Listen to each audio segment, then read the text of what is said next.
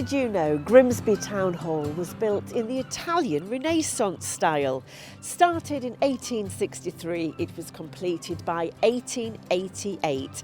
The arrival of the railway and the opening up of land for development and the booming of the docks, and this symbolised that wealth. On the front of the town hall you can see the town's coat of arms and the resplendent boar heads. And there are also 5 figureheads which are key to Grimsby. Edward III, who gave the land to the freemen. Gervase Hollis, symbolising the town's history from the 1500s. John Whitgift, born in the town and who became the first Archbishop of Canterbury. The Earl of Yarborough, who was one of the largest landowners in the Victorian age. And of course, Queen Victoria and Prince Albert, the ruling monarchs of the time.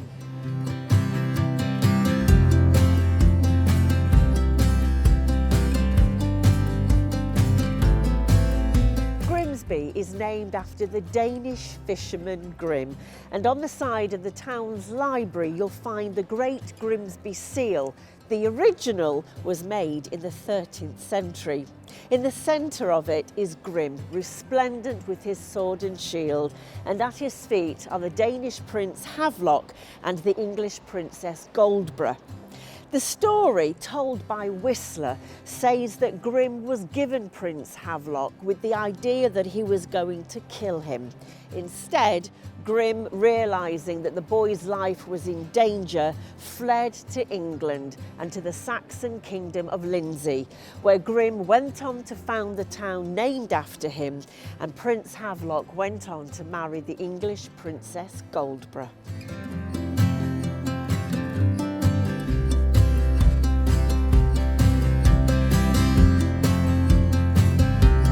Haven, as the name suggests, was a haven for sailors coming in from the North Sea, up the Humber estuary and into the port of Grimsby. And here is the haven. It was a creek, and it was the main reason why people settled in Grimsby. The creek wound its way along what is now the modern-day Doughty Road and Ainsley Street. And it was the perfect place for sailors seeking refuge from the stormy seas.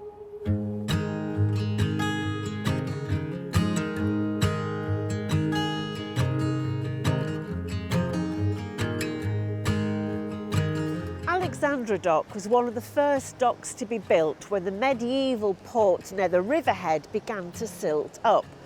To join the east and west marsh of Grimsby, a swing bridge was built in the 1870s. But the bridge we see today, a rolling lift bascule bridge, was built in 1925. The designer was Alfred Gardner, the docks engineer for the London North Eastern Railway. It was opened in 1928 by the then Prince of Wales.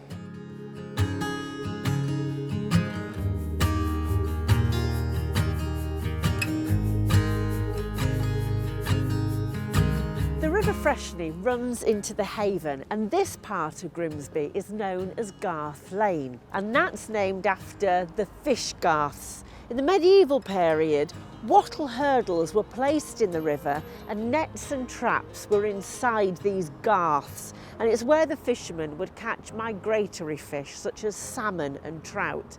Grimsby was well known for its herring trade, and even then some boats were going out as far away as Iceland.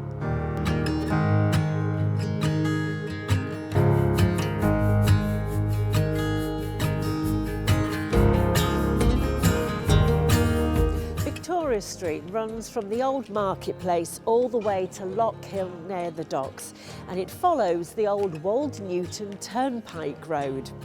The street was redeveloped in the Victorian age when the railways arrived in the town. So look up above the modern street fronts and you will see those glorious Victorian buildings with their friezes and their decorative chimney pots, showing us that once again the town had risen in wealth and prosperity and people had confidence.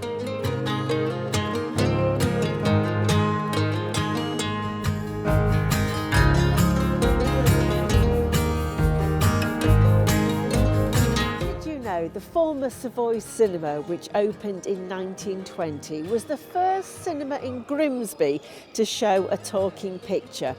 The cinema seating is still inside the building, but look above and you can see one of the Greek muses to arts and culture.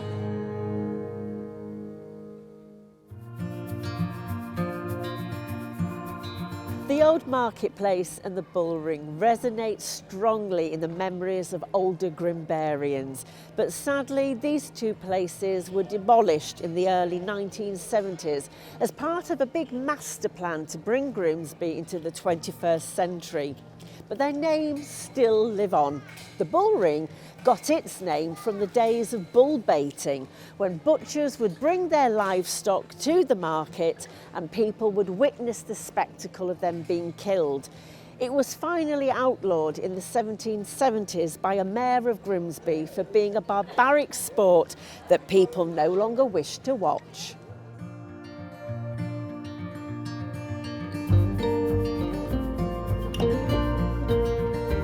Did you know Grimsby Minster, formerly known as St James Church, has been the parish church since 1586.